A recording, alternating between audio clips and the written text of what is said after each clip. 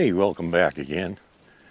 Well, I'd like to talk about things that happen in my personal life, and there's things that I have talked about previously, bits and pieces, several different things, and well, recently, again, pretty much all of this stuff has happened again, and I thought I'd talk about it again because I kind of put it all into one video. And I've said before that if you do things differently, you're going to have some opposition, guaranteed. There's always going to be somebody that's not going to like the way you do things. They're going to think you should do it differently. Well, you can make all those suggestions you want to me, and it's not going to change the way I do things, because I'm quite content with there's always a better way, but for the most part, though, I've mentioned how it's important to be thorough and do things the best way possible. And it's got a lot to do with something I said in a video last summer about when it comes to fine dining, people like certain fancy dishes and stuff, and some of those things require a certain kind of preparation in order to produce those results. And well, it's kind of like if you want to bake a cake that's nice and fluffy and everything, you might have to go to the trouble of separating the egg whites from the egg yolks and whipping them separately so you get this nice fluffy cake. Now, somebody might look at that and think, well, it's too much work, I don't feel like doing it. I'm going to whip the eggs all together. And yeah, you'll still have a cake when you're done, but it's not going to be the same texture as what you would get if you did it according to the recipe. And that's kind of how things work, is your results are going to be directly related to the effort you put in. And I've said before, a lot of people like to take shortcuts. They like the easy way out. I've said that people inherently do not like to take responsibility for things. They always want to blame every problem that they have on either somebody else or something else, whether it's tax situation, whatever. I could go on that one. They like to take shortcuts. That was a weird noise. Something heated up in the sun and made a noise. People, I've said this in a couple of videos now, is people get in a hurry, and they like to take shortcuts. They want to take the easy way out. They want to do the least amount of work. And one of the things in particular, and I've said is the number one mistake people make, is they're getting too big of a hurry to get in the saddle. Now, all of this stuff relates to some recent events, and I'm not going to use any names, but it is a real event that just took place, and I'm not going to mention the individual or the names of the horses, but, well, you've seen one of the horses. It was one of the ones that I've been working with recently, and, well, he was a bit of a problem in a number of ways, and that was one of the reasons that they asked for my help. But, well, let me elaborate a little on that whole situation. See, that individual, that was actually their second chance, because they had previously asked for my help about a year before with their first horse that they got, and when I suggested doing things a certain way, somebody else came along that said, no, you can get on your horse and ride it now, go ahead. Well, they are still having all kinds of problems with that particular horse, and their own words were, well, there's more than one way to train a horse. And, well, that is true, but, like I said, when it comes to the fine dining thing, if you want a certain dish, you can't do half of the steps in the recipe and expect to get those results. And, well, they were in a hurry to ride their horse, and the other person said, go ahead and ride your horse. Oh, hi, guys. And, so they wanted to listen to them because they said what they wanted to hear. So they walked away from my advice, basically. So it's, okay, fine, whatever. And they also ended up paying those individuals, I don't know how much, to work with that same horse that you saw me working with. I don't know what they did, but obviously it didn't accomplish much. And so that was money wasted. And when it comes to that horse, they asked for my assistance. And here's where it gets funny again. They asked for my assistance because they couldn't do anything with that horse.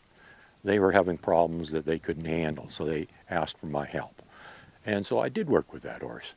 And I said in the end that the last step was we had to trailer train him. And I didn't get any of that on camera because it's just not practical unless I had a cameraman. It's the kind of thing that you have to be able to pan back and forth, zoom in and out a lot. It just, the way I do it, it's almost impossible for me. I've tried doing it before. I've tried capturing it with a camera. It just doesn't work well. So I didn't, and the lighting it was outside and the light was coming from the wrong direction and everything. So it just wasn't going to work well. So I did not capture any of that for you to see. But I did, in fact, take that horse up to the trailer and trailer him and all 9 yards. But they also had their other horse that they wanted to load too. Now, while watching them doing it, I was trying to give advice on how to do it, because when it comes to trailering a horse, there's loading a horse in a trailer and there's trailer training a horse. Two very different things. And the result is you can get the horse in the trailer. But yeah, it's not as thorough when they do it the other way, just loading a horse. But I mistakenly thought, hey, you want the horse trailer trained. And I have a way of doing it that is fairly thorough, so that regardless of the trailer that you end up with at your disposal, you will be able to load and unload your horse. And well, the advice I was giving them, they managed to get that horse in once, and they didn't get it in a second time because they weren't even doing things correctly. And when I tried to correct them on anything they were doing, they simply said, stop being so critical, at which point I quit giving them advice. They wanted to do it their way. And well, they did eventually get the horse to go in the trailer again a couple days later, I think. But anyhow, I've said before also that pay attention to what you're doing. Ignore your phone. And while I was working with the other horse, I heard my phone go off, and there was a text message that I didn't get until after I was done with the horse that said, oh, by the way, the owner of the trailer says it's big enough, you don't have to make the horse back out, you can just get it to turn around. Well, that's fine if you got a trailer that is big enough, like a lot of the newer ones around here are, that the horse can turn around in and just walk out. Or if you got, like in some countries, they actually have trailers where the front folds down into a ramp and the horse can go straight through the trailer. But occasionally you're going to run into a situation where you'll end up with something like a two-straight where the horse has to back out. And that's part of my trailer training process, is I teach a horse to back out. And if you let them have their own way, they won't do it. They'll turn around and walk out. But they didn't do it right, and the horse got frustrated enough with that experience that they couldn't even get it in the trailer again after that. And they went on to blame me. I'll get to that in a minute, because like I said, while I was working with the other horse, I heard my phone go off. I ignored it. It wasn't until after I was done, I got this text message saying, the owner says the trailer is big enough, you can just turn the horse around. You don't have to teach it to back out. And it's like, well, too late. I'm already done with the horse, and I've already successfully backed him out several times and reloaded him. No problem. And the response was good. But not long after that, they sent me an additional text message saying that the only reason that I was successful is because they were two very different horses. One is easier to load than the other, whatever. Well, I thought that, yeah, that's true. No two horses are alike. But I also thought it was kind of odd that they would make such a statement, considering the one that I was actually working with was the one that they couldn't, and that they'd asked for my help with. And not only that, I foolishly thought, well, if you're going to train a horse to go in a trailer, you do it properly. And I did, and I didn't have any problem with it.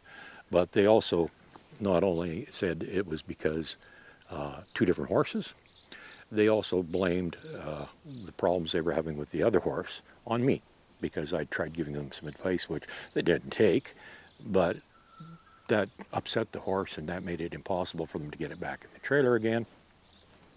So they blamed their problem on two different horses. They blamed the problems that they were having on me, the problems that they were having with the other horse, they blamed that on me.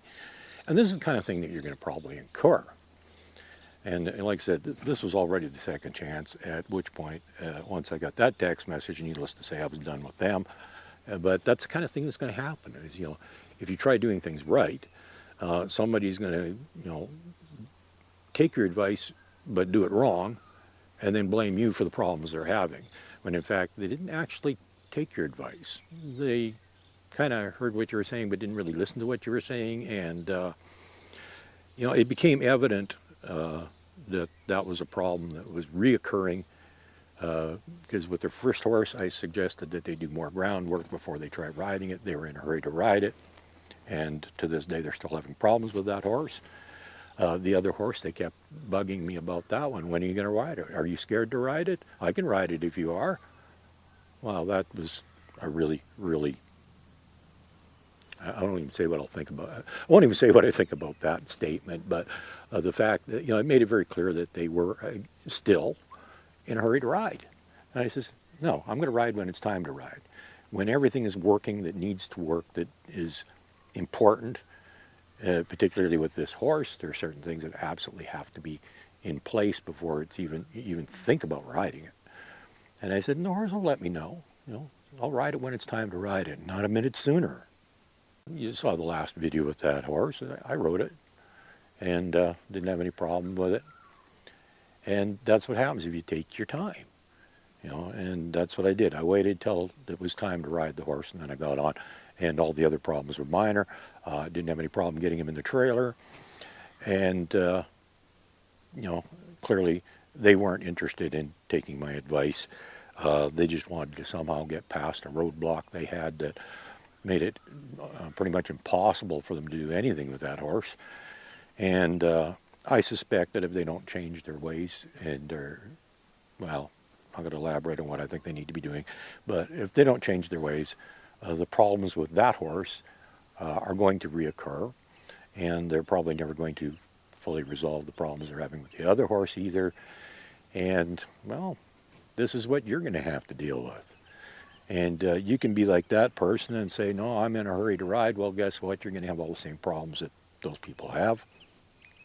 But if you do things more like I do, I'm not saying you got to do it exactly like I do, because, like I said, there's many right ways of doing things, so it doesn't have to be exactly the same as I do. But you do need to do things in a certain manner to produce a certain result, and if you're willing to do that, you're going to get good results. But be forewarned, you're probably going to get some criticism for it, because my way of doing things, well, let's just say I'm in a minority. Most people have a rather old school way of doing things that I don't agree with.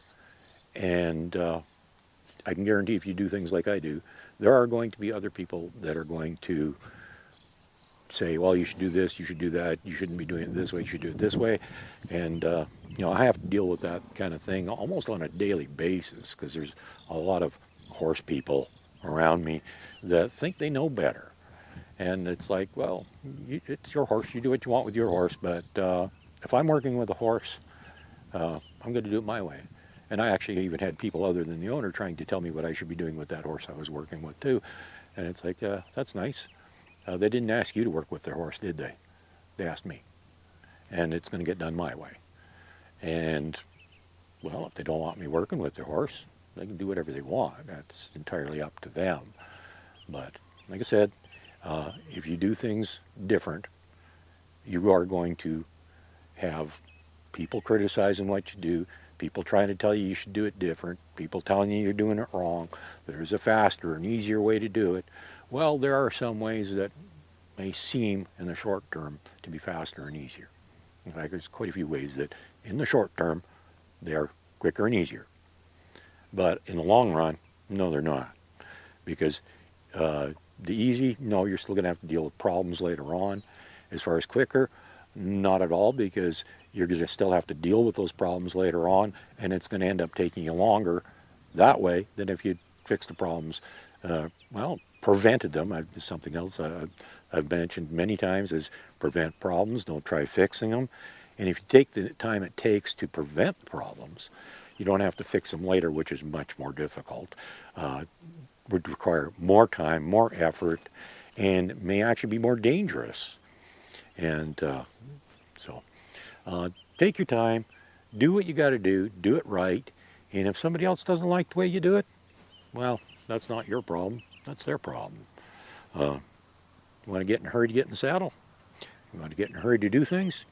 You want to do things the fast way or the easy way?